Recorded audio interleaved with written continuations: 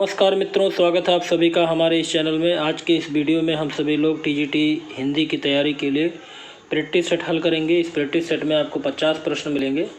तो चलिए इस प्रैक्टिस सेट को हल करते हैं। आपको ये प्रैक्टिस सेट कैसा लगा? अगर अच्छा लगेगा तो कमेंट बॉक्स पर ज़रूर बताइएगा और वीडियो को लाइक और सब्सक्राइब ज़रूर कर दीजिएगा। तो चलिए क्वेश्चन नंबर 1 देखते हैं। निम्नलिखित में से कौन सी रचना केशवदास की नहीं है? तो केशवदास की जो रचना नहीं है वो भू परिक्रमा, यह केशवदास की नहीं है। भू परिक्रमा की रचना विद्यापति ने की थी। बाकी विज्ञान गीता, रतन बावनी और जहांगीर जस चंद्रिका ये केशवदास की ही रचना है। भू परिक्रमा केशवदास की रचना नहीं है, बल्कि यह विद्यापति की रचना है। नेक्स्ट क्वेश्चन देखते हैं, क्वेश्चन नंबर 2। निम्नलिखित पंक्तियाँ किस कवि की हैं?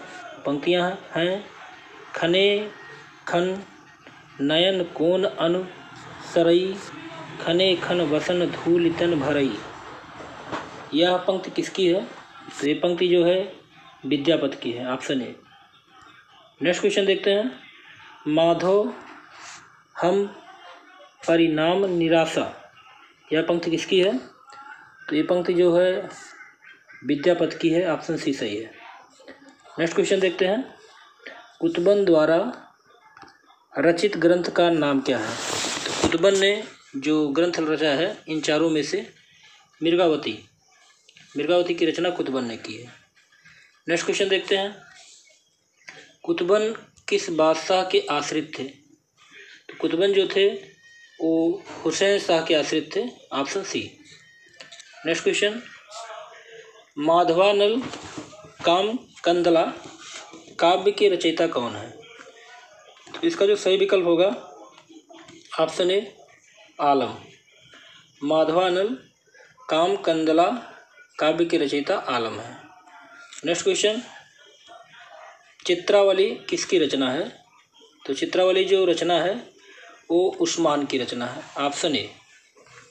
चलिए नेक्स्ट क्वेश्चन देखते हैं। ज्ञानदीप के रचयिता का नाम क्या है? तो ज्ञानदीप की रचना जो की है वो शेख नबी ने की है, ऑप्शन डी। Next question. निम्नलिखित लक्षण ग्रंथों को उनके रचनाकारों से सुमेलित कीजिए। तो चलिए इनके रचनाकारों को हम सुमेलित करते हैं। तो सबसे पहले सुमेलित करते हैं। काव्य निर्णय जो है भिखारी दास की रचना है। और चलिए देखते हैं फिर से। काव्य निर्णय भिखारी दास की रचना है। और भाषा भूषण जो है जसवंत सिंह की रचना है। ललित ललाम मतिराम की रचना है। और जगत विनोद जो है वो पद्माकर की रचना है। तो इसका जो विकल्प सही है वो ऑप्शन डी है। चलिए नेक्स्ट क्वेश्चन देखते हैं। एक कहानी या भी आत्मकथा की लेखिका कौन है? तो एक कहानी या भी आत्मकथा मनु भंडारी के द्वारा लिखी गई है। Next question. गालिब छूटी शराब, इनमें से किसकी आत्मकथा है? तो गालिब छूटी शराब जो आत्मकथा है वो रविंद्र कालिया की है। नेक्स्ट क्वेश्चन देखते हैं। नेताजी सुभाष चंद्र बोस द्वारा लिखित आत्मकथा का नाम क्या था? तो नेताजी सुभाष चंद्र बोस ने जो आत्मकथा लिखी है वो तरुण के स्वप्न, ऑप्शन ए। नेक्स्ट क्वेश्चन देखते हैं।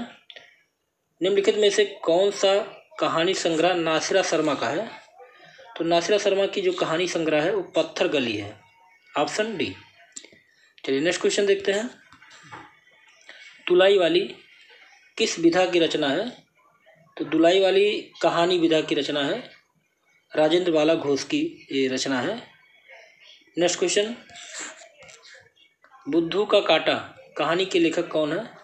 तो बुद्धू का कांटा जो कहानी के लेखक हैं चंद्रधर शर्मा गुलेरी हैं। नेक्स्ट क्वेश्चन देखते हैं। हजारी प्रसाद द्विवेदी का कौन सा निबंध संग्रह या निबंध संकलन इनमें है?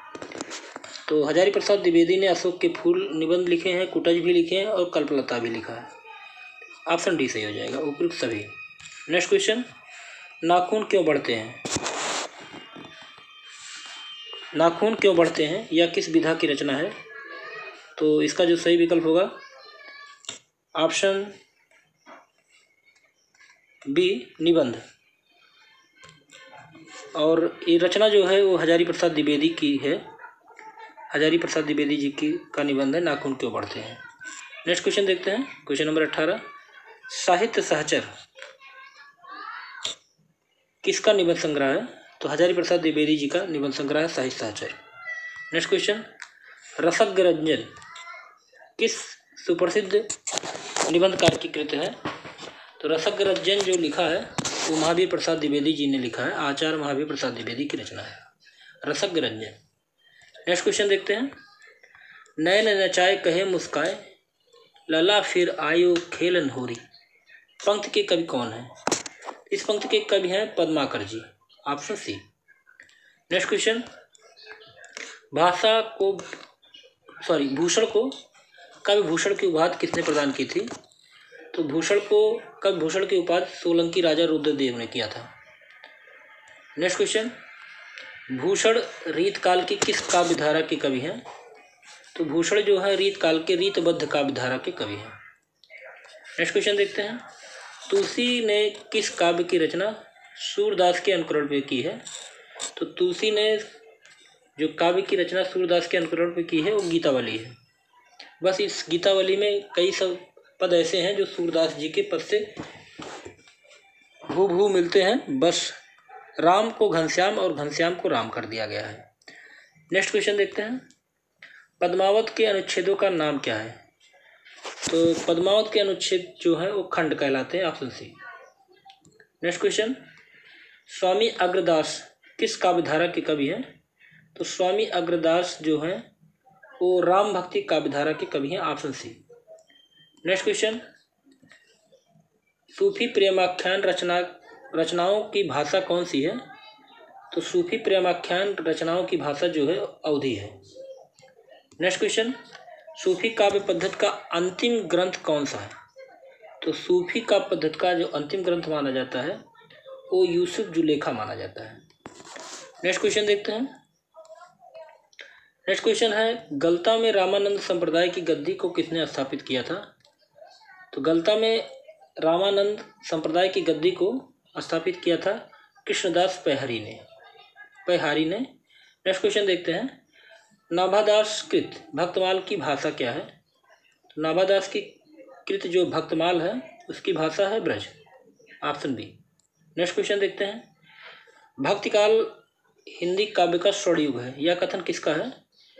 तो भक्तिकाल को स्वर्णयुग मानने वाले थे जॉर्ज ग्रेसन, ऑप्शन बी सही है। नेक्स्ट क्वेश्चन, राहुल जी ने हिंदी भाषा का प्रथम कवि किसे स्वीकार किया है? तो राहुल संस्कृतायन के द्वारा हिंदी भाषा का प्रथम कवि सराहपा को माना जाता है, ऑप्शन सी। नेक्स्ट क्वेश्चन देखते हैं, किस रस को रसराज की संज्ञा दी गई है? तो श्रृंगार रस को रसराज की संज्ञा दी गई है। चलिए नेक्स्ट क्वेश्चन देखते हैं, निम्नलिखित में से एक पश्चिमी हिंदी वर्ग की बोली नहीं है। तो पश्चिमी हिंदी वर्ग की बोली के अंतर्गत छत्तीसगढ़ नहीं आती है, छत्तीसगढ़ पूर्वी हिंदी बोली के अंतर्गत आती है। तो कन्नौजी, ब्रज और खड़ी बोली पश्चिमी हिंदी बोली के अंतर्गत आती है। अगला क्वेश्चन देखते हैं, निम्नलिखित में से पूर्वी हिंदी की बोली नहीं है। तो पूर्वी हिंदी की जो बोली नहीं है वो है ऑप्शन सी भोजपुरी बिहारी हिंदी की बोली है। छत्तीसगढ़ बघेली और हौदी ये आपकी पूर्वी हिंदी बोली के अंतर्गत आते हैं। नेक्स्ट क्वेश्चन, उकार बहुला बोली मानी जाती है। तो उकार बहुला बोली अवधी को माना जाता है, ऑप्शन ए। चलिए नेक्स्ट क्वेश्चन देखते हैं, देवनागरी का सर्वप्रथम प्रयोग किसके शिलालेख में हुआ है? तो देवनागरी लिपि का सर्वप्रथम प्रयोग जो हुआ है वो जयभट्ट के शिलालेख में मिलता है, ऑप्शन ए। नेक्स्ट क्वेश्चन देखते हैं, संविधान के किस अनुच्छेद में वर्णित है कि संघ का यह कर्तव्य होगा कि वह हिंदी भाषा का प्रचार और प्रसार करे, बढ़ाए? तो इसका जो सही विकल्प होगा ऑप्शन बी अनुच्छेद 351 में इसका वर्णन है। नेक्स्ट क्वेश्चन देखते हैं, श्रोता के लिए किस सर्वनाम का प्रयोग किया जाता है? तो श्रोता जो सुनने वाला होता है उसके लिए मध्यम पुरुष वाचक सर्वनाम का प्रयोग किया जाता है।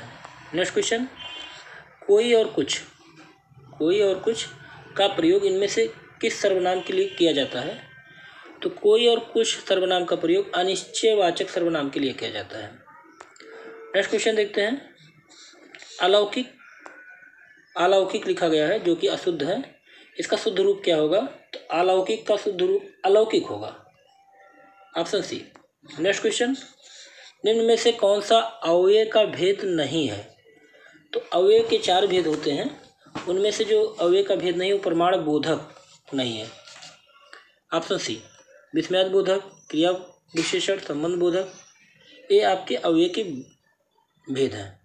नेक्स्ट क्वेश्चन, सुख दुख के बीच लगने वाला ये चिन्ह है वो क्या कहलाता है? तो ये चिन्ह योजक चिन्ह कहलाता है, ऑप्शन बी। चलिए नेक्स्ट क्वेश्चन देखते हैं, फटकार का विलोम क्या है? तो फटकार का विलोम जो होता है वो होता है दुलार, ऑप्शन ए। नेक्स्ट क्वेश्चन, अलंकेश पर्यायवाची शब्द है, तो अलंकेश पर्यायवाची शब्द है कुबेर का, ऑप्शन सी। नेक्स्ट क्वेश्चन देखते हैं, दीन दुखियों को भोजन देने की व्यवस्था वाक्यांश के लिए एक शब्द क्या है? तो दीन दुखियों को भोजन देने की व्यवस्था वाक्यांश के लिए एक शब्द होगा सदावर्त, ऑप्शन सी। नेक्स्ट क्वेश्चन, निम्नलिखित में से फारसी भाषा का शब्द नहीं है? तो फारसी भाषा का शब्द तारीख नहीं है, अदालत, सिफारिश और चश्मा ये फारसी भाषा के शब्द हैं। नेक्स्ट क्वेश्चन देखते हैं, चिड़िया शब्द का प्रयोग बहुवचन में क्या होगा? तो चिड़िया शब्द बहुवचन में ऊपर अनुनासिका चिन्ह लगा दिया जाता है, तो ऑप्शन ए सही है। नेक्स्ट क्वेश्चन, मेरी माँ खाना बना रही है, मेरी माँ खाना बना रही है, वाक्य में कर्ता का विस्तार क्या है? तो वाक्य में कर्ता का विस्तार, जिसे कर्ता यहाँ पर माँ है और वाक्य में कर्ता का विस्तार मेरी कर रहा है, अर्थात ऑप्शन डी सही होगा।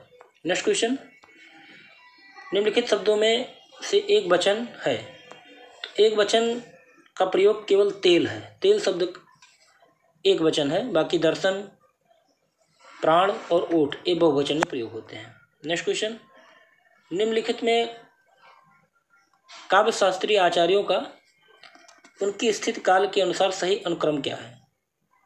तो उनकी स्थिति काल के अनुसार सही अनुक्रम जो होगा वो होगा भामा, वामन, आचार्यवर्धन और कुंतक। भामा अलंकार संप्रदाय के प्रवर्तक थे, इनका जो संवत है वो 7वीं शताब्दी माना जाता है। वामन रीत काल के हैं, रीत संप्रदाय के हैं, 8वीं शताब्दी के हैं। आनंदवर्धन 9वीं शताब्दी के, और कुंतक जो हैं वो 10वीं शताब्दी के हैं। तो काल स्थिति के अनुसार ऑप्शन डी सही है, भामा, वामन, आनंदवर्धन और कुंतक। तो यहाँ 50 प्रश्न पूरे होते हैं। आपको ये प्रैक्टिस सेट कैसा लगा आप कमेंट बॉक्स पर जरूर बताइएगा।